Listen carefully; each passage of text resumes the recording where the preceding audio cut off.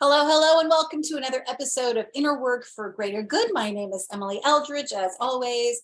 I am with changelight.world, and I'm here to teach you methods and understanding and ask questions and all kinds of good stuff that have to do with inner work that accelerates your power to be the best version of yourself and make the biggest difference you can possibly make, whatever that means for you, whatever light you want to shine, whatever impact you want to have. I am here to support you in that. Oh my gosh, my phone's making noise. Let's stop this. So today's topic is, who are you trying to please? When I work with clients, we're always talking about what are the inner parts that formed in response to, childhood experiences, that are causing insecurities, causing inner struggles, et cetera, et cetera.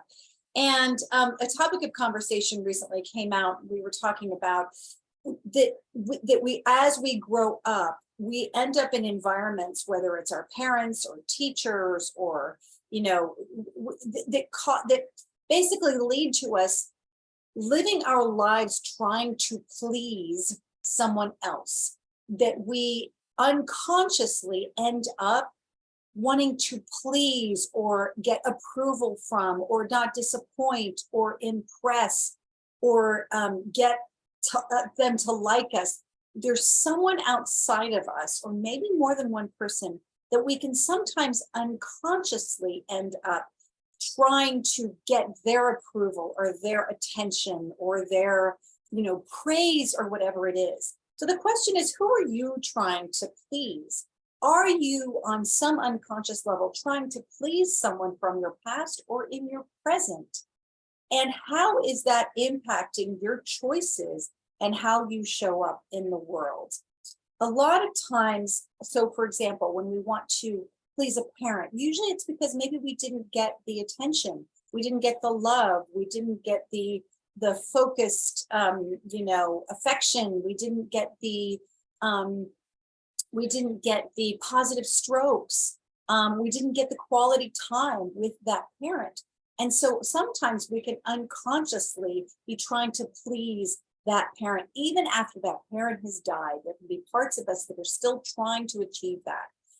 Or even maybe we had a parent who was abusive, who was straight up critical and terrifying and terrorizing and disapproving in some way or another. And so we unconsciously end up living our lives trying to avoid that person's criticism, avoid their disapproval, trying to be this perfect child or this perfect expression or something in order to receive, or to actually rather protect ourselves from their disapprobation, from their criticism, from their attacks. Another can be siblings. Maybe we had a sibling we really looked up to, or a sibling who was not very nice to us. And so we end up making choices and operating unconsciously to try to, as I said, either get their approval or get their attention or get some positive strokes from them, or to avoid their attacks or their criticism or their disapproval or disappointment. Another one can be teachers. If you had a teacher who you really looked up to, maybe you really admired them and you just really want them to think that you're really great and awesome. Or a mentor. Sometimes as adults, we can have mentors that we really want to, get their approval, and we really want them to see us as good enough. So it's important when we're talking about inner work, and we're talking about what is it that's controlling us, internally or even externally, that is controlling our lives, controlling our choices, controlling our emotions. What is it that we're allowing to control these aspects of our lives unconsciously? And one of them, as I'm explaining here, is that we might be unconsciously living our lives for someone else, or in reaction to someone else, or basically that it's like our sense of self or our decisions or our sense of well-being about ourselves is framed in terms of that person that we're trying to please, or trying to get their approval, or trying to avoid their disappointment. So I really just mainly want to bring this up as a consideration in your life. whose approval are you trying to achieve? This, I started to tell you, this came up actually in a group in which someone just at the very end of our conversation kind of threw that out there as a question, with like, who are you trying to please, or whose approval are you trying to get?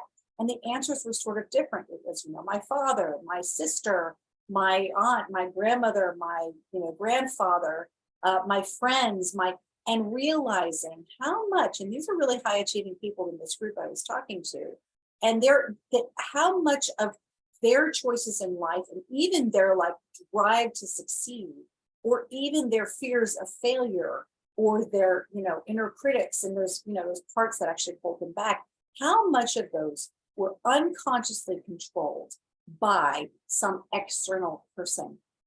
So I want you to think about that. I want you to consider, and one of the ways to consider it is to, if you're thinking about, let's say you're going to make a choice in your life, whether it's in your career or in your, marriage, or in your friendship group, or in your, travel activities, it could be anything.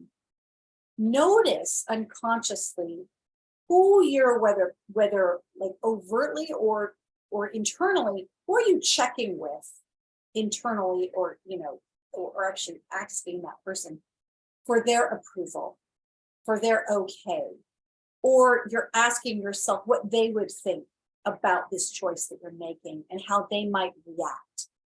And notice how much that person, whether overtly or internally, how much that person is actually controlling how you show up, what choice you make, what path you take, what you choose to do with your life. And whether it's a fear of their disapproval, or if it's seeking their approval and seeking to please them and make them happy. Or maybe you're hoping to, not so much, it could be that you're not trying to make them happy to try to avoid their disapproval. It could be that you're just trying to make that person happy. You desperately want that person to be happy. And so you're making choices hoping that it will make them happier and make them light up or feel better about themselves, in addition to maybe feeling better about you. So notice that that's one way to do it, a kind of litmus test for yourself. When you're faced with a big decision, or you're faced with a big change, or you're faced with, whether there's something that really you feel called to do for yourself that feels good and feels right for you, or you're feeling that. But notice, what are those little things in the background that might be pulling you in certain ways or influencing your decision making? What would this person think of that? How would they react to that? What am I afraid would happen if I did this? What am I afraid would be their reaction? Or what am I afraid would be the outcome or the results when it comes to that person, if I make that choice, if I make that change? Consider that and notice how much these other people, person or people, are impacting you and your life and your sovereignty and your connecting with your own truth. So even cutting that person out of the thinking, and what is your truth telling you? And that's where it's really important, as we do our inner work for greater good, to be aware of these unconscious, subtle influences that maybe that person's put that on us, or maybe they haven't, maybe we've just put it on ourselves. But to be aware of how that can be impacting your willingness and ability to tune into your own truth and what feels right for you. So it's something to consider. How much of your life are you living for them, for other people, or for maybe just one other person, versus how much of your life are you living for yourself? And whose approval and whose praise and whose pleasure whose should you be seeking? And I would argue, and I'm sure you can guess this, it should be your own. It should be your own approval, your own pleasure, your own feeling good about yourself and being proud of yourself and proud of whatever choices you're making or who you've become. So for me, that's what I think of in terms of, who do I really want to please here? Well, I want to please myself. I want to feel good about myself. I want to feel like I have done the best I could, that I have acted in the highest way possible for me, that I know I'm capable of, or that feels right for me, not for anyone else, Other people might not understand, they might disagree, they might criticize, whatever, they might make up their own stories. But what matters is that I feel good about me, because guess what? I'm the only one that I really have to live with. So I've got to feel good inside of me. And if I don't feel good with who I am and what I do, then I'm not going to feel good no matter what. So I always think of it in terms of that. But I want to add one more thing. This might sound kind of funny, and it's partly what made me think of even doing this as a topic. I don't know if I've mentioned this before, but outside my bathroom door on the wall, I know it sounds kind of funny, but it's just in the hallway in our apartment here in New York. There is a giant, and I would carry my computer over there and show it to you if I could. But there is a giant pencil drawing of me when I was 5 years old, 4 or 5 years old. Now, the reason why it exists actually is because my grandparents, I think the story goes that my grandparents years and years ago, when my sister and my brother and some of my cousins and I, we were really, really little, and they discovered, I guess, this artist, and he did pencil drawings, but giant pencil drawings. So according to my mother, my grandparents said, okay, well, we want you to draw our grandchildren.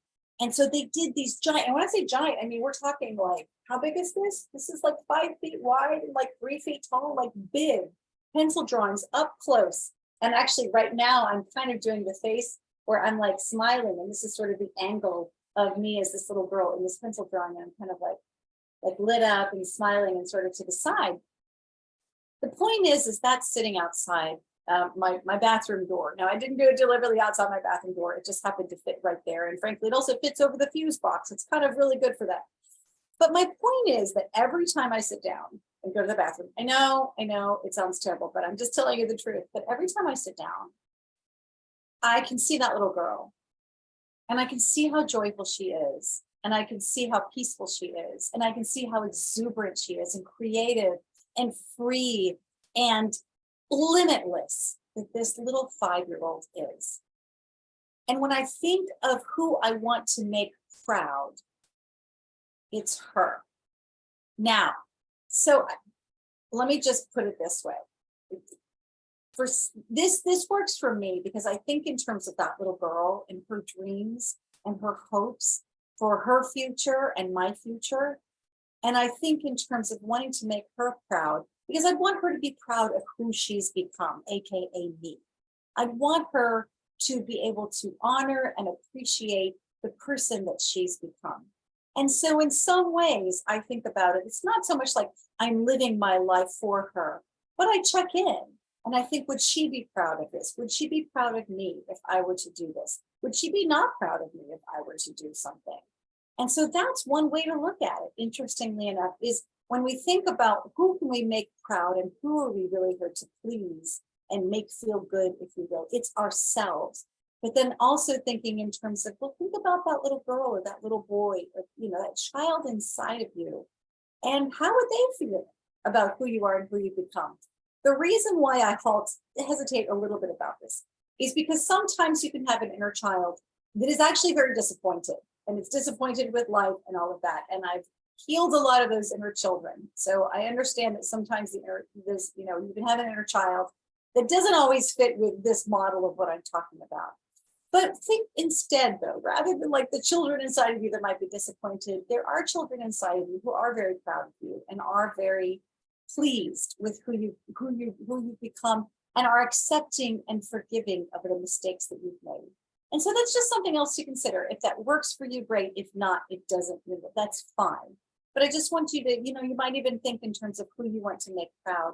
And it could be your little child. It could also be your inner sovereign, what I call your inner sovereign, who's that wise guide inside of you who's guiding. It could be, all three of your empowers, and really bringing them in and listening to them and hearing their wisdom for you and hearing their support for you and letting them express their gratitude and approval and pride about who you are and what you're doing, and let them guide you to make those choices that please you, that feel good and right for you. Because I guarantee you, trying to please anyone else is a recipe for disappointment and unhappiness, because we can never control how other people respond to us or how they feel about us or think about us.